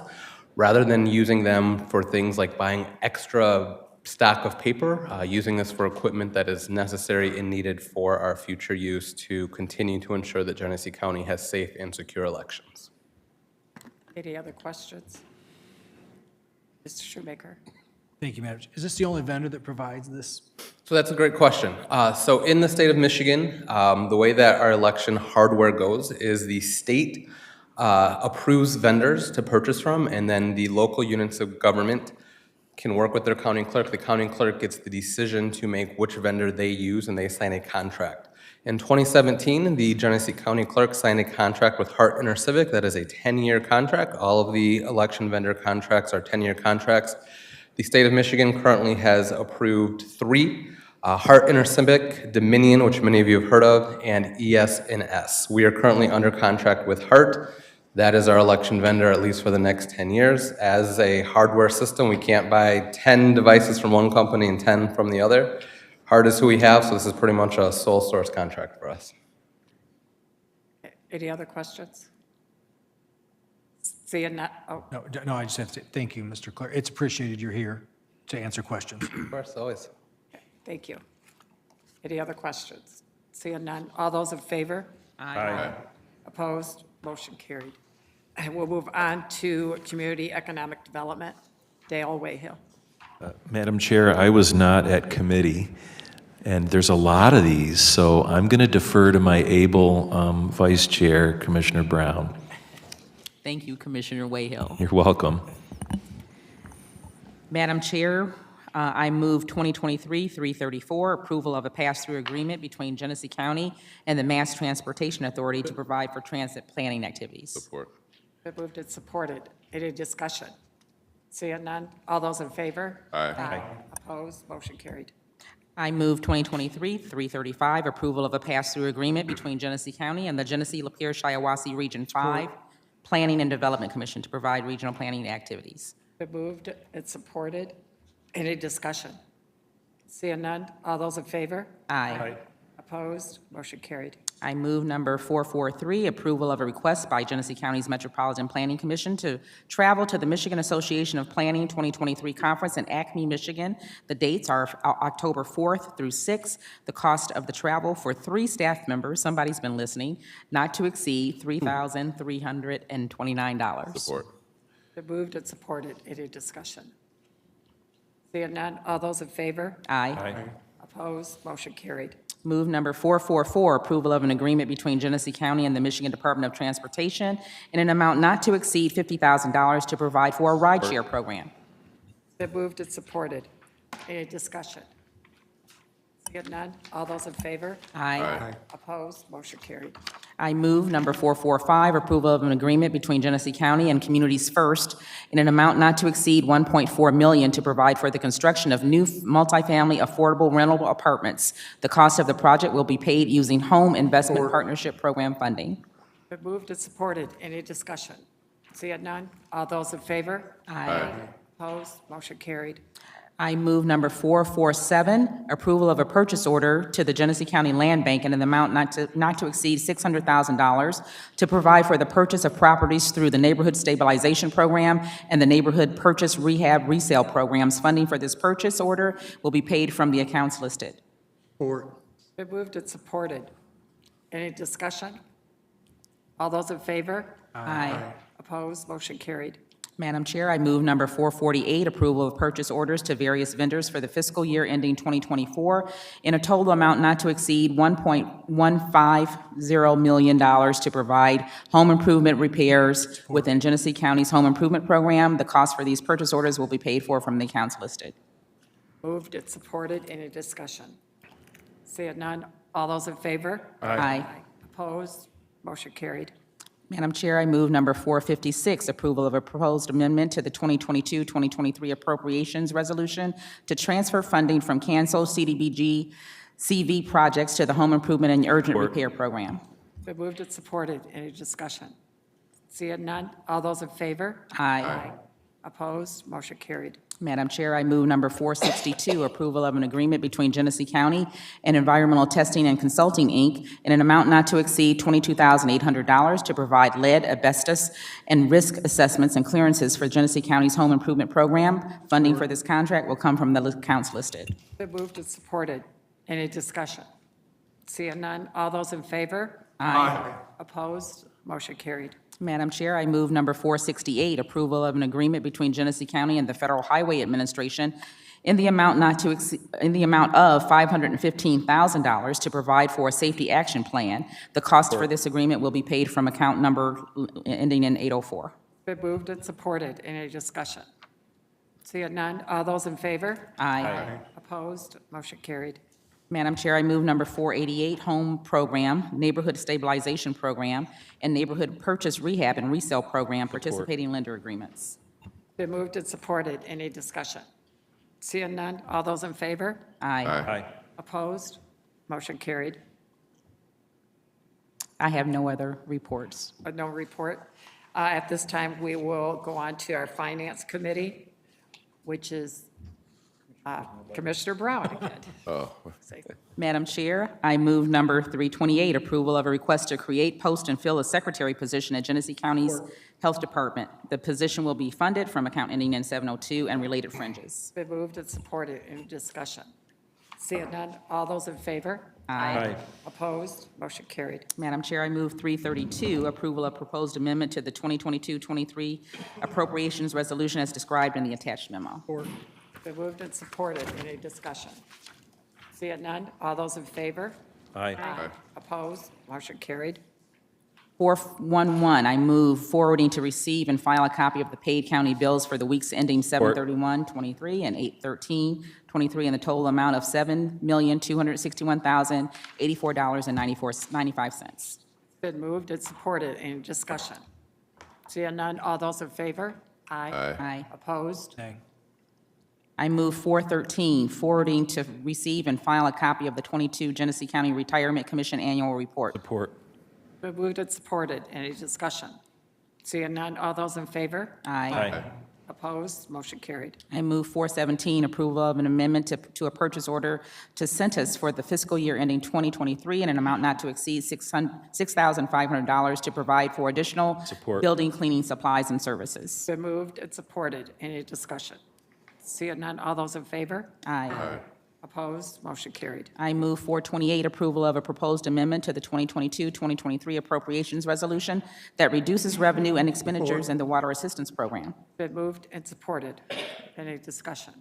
Seeing none, all those in favor? Aye. Opposed? Motion carried. I move 429, approval of proposed amendment to the 2022-23 appropriations resolution that increases the budget for the Water Assistance Program. Support. Moved and supported. Any discussion? Seeing none, all those in favor? Aye. Opposed? Motion carried. I move 446, approval of a proposed amendment to the 23-24 appropriations resolution to establish a courts capital project fund. Funding for this project was previously approved. Support. Been moved and supported. Any discussion? Madam Chair, can I ask a question? I did miss committee. In light of the capital improvement plan that we adopted and the effect on the courts, can I just get a quick explanation of what this is? This is to set up basically a separate project account for those referee rooms that we're doing at Friend of the Court and the Circuit Court. Okay, thank you. Any other discussion? Seeing none, all those in favor? Aye. Opposed? Motion carried. Madam Chair, I move 471, approval of proposed amendment to the 22-23 appropriations resolution, reallocating $23,500 from various line items within the district court budget to address shortfalls caused by staffing, court backlog, and automatic conviction set-aside laws. Been moved and supported. Any discussion? Seeing none, all those in favor? Aye. Opposed? Motion carried. I move 474, approval of a proposed amendment to the 22-23 appropriations resolution for various line items as described in the attached budget. Been moved and supported. Any discussion? Seeing none, all those in favor? Aye. Aye. Opposed? Motion carried. I move number 493, approval of self-insured auto trust agreement and the memo of understanding. Support. Been moved and supported. Any discussion? Seeing none, all those in favor? Aye.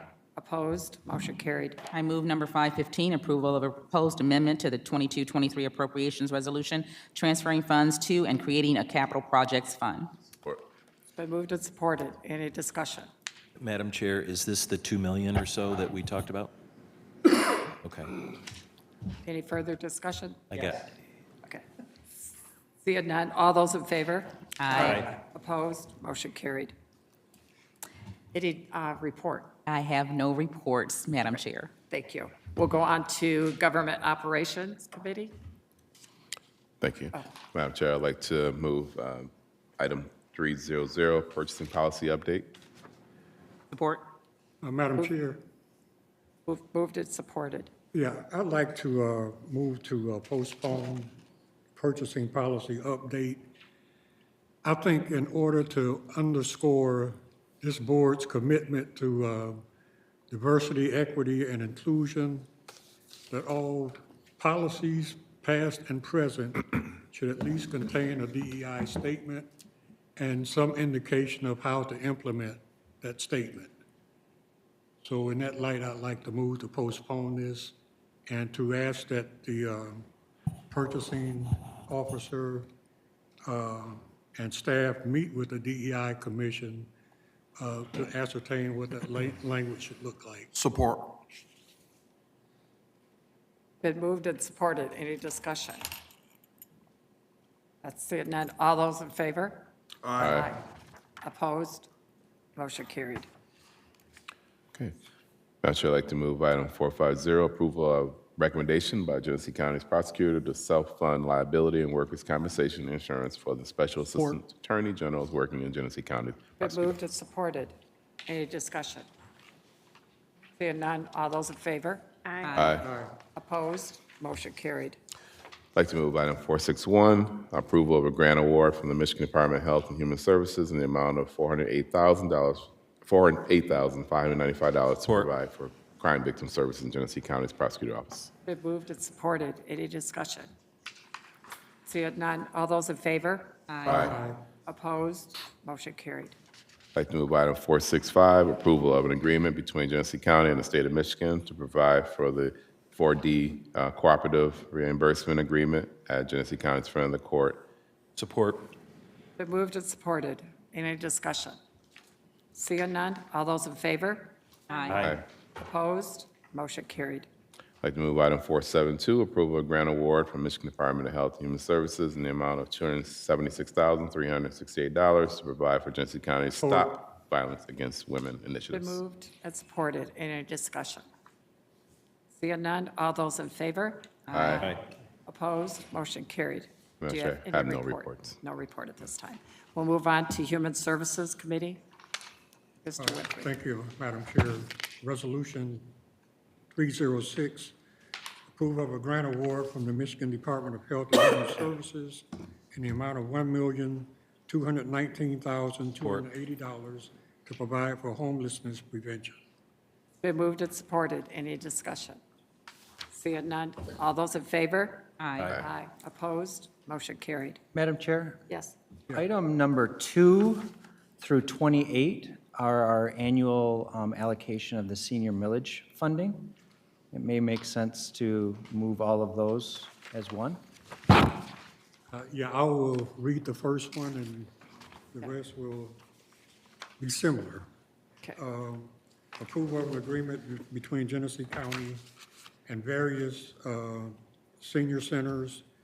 There are two amounts. One amount is $137,923 for the lesser populated centers, and $206,330 for those with the most population, to provide for senior center operations for fiscal year 2023, 2024. And Madam Chair, those items that are on page 7 are not all senior center items, but they are senior millage items. So I don't know if you want to include those or not. That was my question.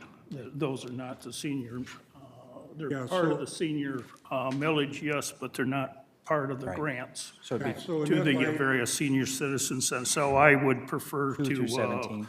take those off. Yeah, 2 to 17 would be. Yeah, okay, the 2 through motion. 17. It's been motion made and supported to approve 2 through 17 for the 5% increase for the senior millage centers. All those in favor? Aye. Opposed? Motion carried. Resolution 368, approval of an agreement between Genesee County and the Family Services Agency in an amount not to exceed $225,000 to provide medical transportation with liaison services for the fiscal year 2023, 2024. Been moved and supported. Any discussion? Madam Chair, I just wanted to make a statement in that regard.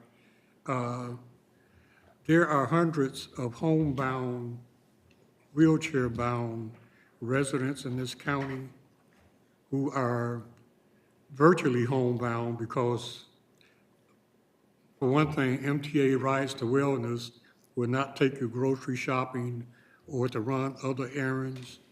And the Family Services van currently is without a wheelchair lift.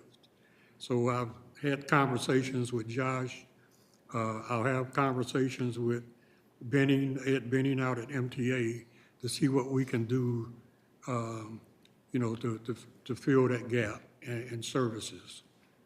So I just wanted to make that statement, and I want to alert everyone that if you know where there's a wheelchair, a van that's capable of a wheelchair lift available to purchase, to let Josh or Senior Services know, so that we can close that gap in services. Okay, any other discussion? Seeing none, all those in favor? Aye. Opposed? Motion carried. Resolution 370, approval of an agreement between Genesee County and the Family Service Agency in an amount not to exceed $215,000 to provide visual and hearing impaired services for the fiscal year 23-24. Been moved and supported. Any other discussion? Seeing none, all those in favor? Aye. Opposed? Motion carried. Resolution 378, approval of an agreement between Genesee County and Genesee County Community Action Resource Department in an amount not to exceed $1,430,096 to provide home-delivered meals for the fiscal year 23-24. Been moved and supported. Any discussion? Seeing none, all those in favor? Aye. Opposed? Motion carried. Resolution 379, approval of an agreement between Genesee County and Genesee County Probate Court in an amount not to exceed $85,847 to provide elder abuse audits for Support. the fiscal year 23-24. Been moved and supported. Any discussion? Seeing none, all those in favor? Aye. Opposed? Motion carried.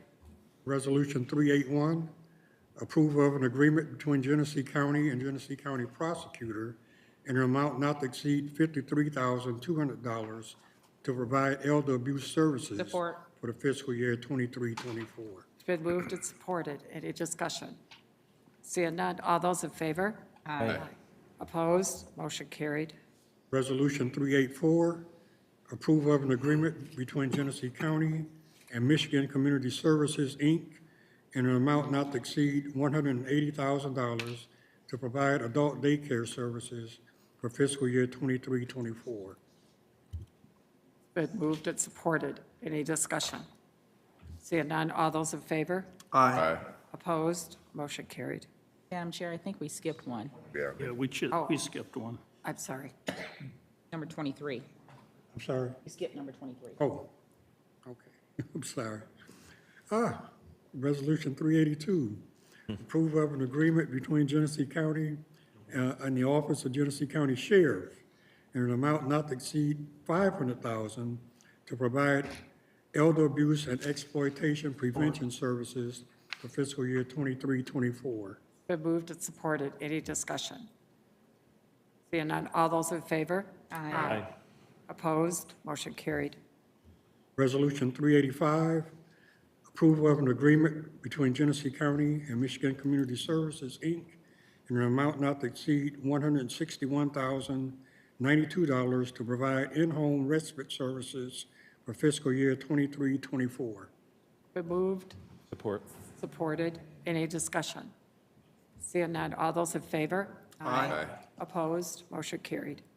Move Resolution 384, approval of an agreement between Genesee County and St. Luke's New Life Center in an amount not to exceed $135,000 to provide lawn care and snow maintenance Support. services It's for moved- fiscal year moved it. 23-24. Is supported. Any discussion?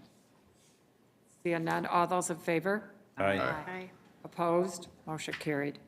I move Resolution 392, approval of agreement between Genesee County and VAAA in an amount not to exceed $293,053 to provide case management assessment and reassessments for eligible Genesee County residents.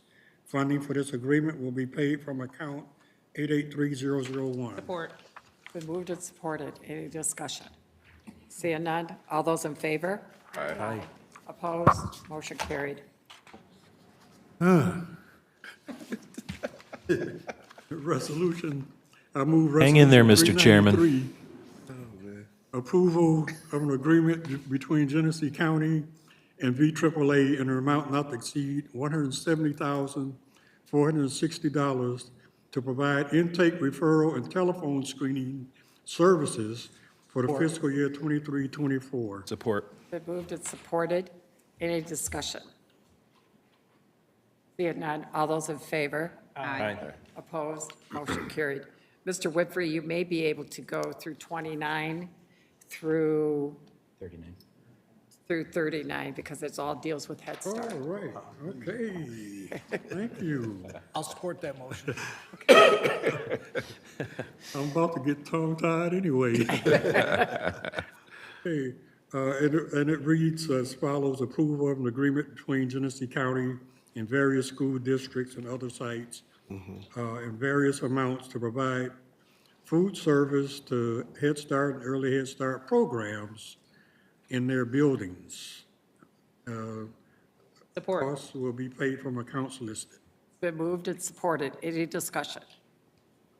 Seeing none, all those in favor? Aye. Opposed? Motion carried. You're down to item 40. Resolution, I move Resolution 442, approval of proposed agreement between Genesee County and the Michigan Department of Education in an amount not to exceed $982,862.25 Support. to provide reimbursement for meals served to Head Start and Early Head Start users. It's been moved and supported. Any discussion? Seeing none, all those in favor? Aye. Opposed? Motion carried. No report. Report. Okay. We had some postponed. Is that what we could do that now? Yeah, there was no items for public works, so this would be unfinished business. There was a motion, or item was tabled previously, which was the third and final appointment to GHS. Is a motion appropriate to take it from the table? Is that, I'll move that we take it from the table. Support. Okay, it's been moved and supported to bring it back onto the floor. Do we have to have vote on it? All in favor? Aye. Opposed? Motion carried. One opposed. So we will be voting on the third candidate for, Narski or Ham? right. Who's your candidate? So the two people were Winarski or Hammond. So those are the two that we will be voting. We'll do a roll call. Davis? Can you say the names we're voting on again? The Okay, the two will be William Winarski or Ted Hammond. Those are the two candidates Am I that we'll supposed be to say eliminating. And who I want? you're first. Which one? Oh, okay. Hammond? Hammond. Bill, Hammond, Brown? Bill.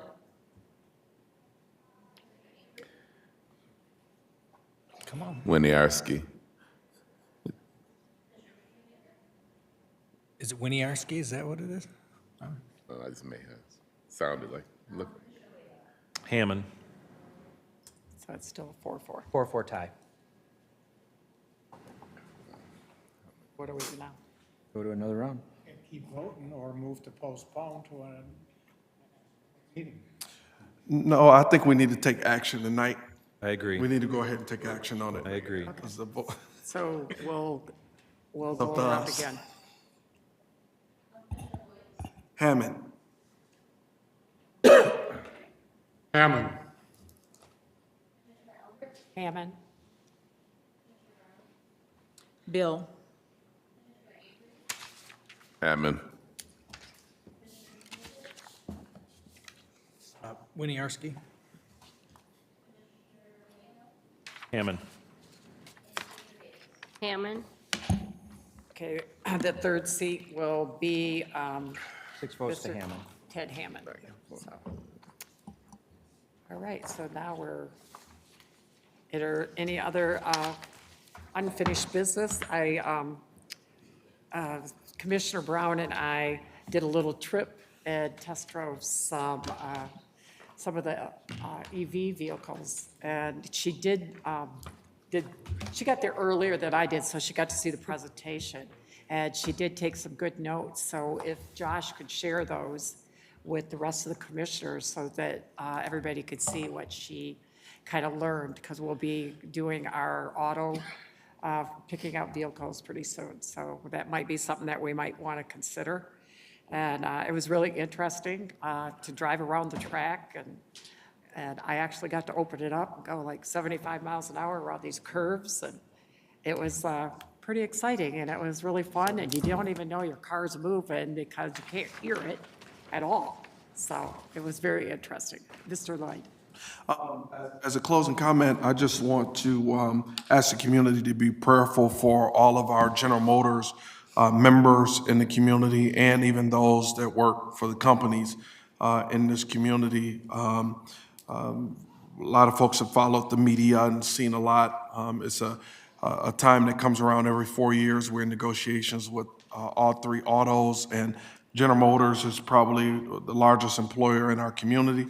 And so there's a lot of individuals who are impacted by what's happening and the future of those contracts. So just as a community, we just want to be thoughtful and prayerful and supportive of not just the hourly folks, but also folks that are working in the community, working in the facilities as well. Good. Thank you for bringing that up. Seeing no other business, this meeting is adjourned at 7:35.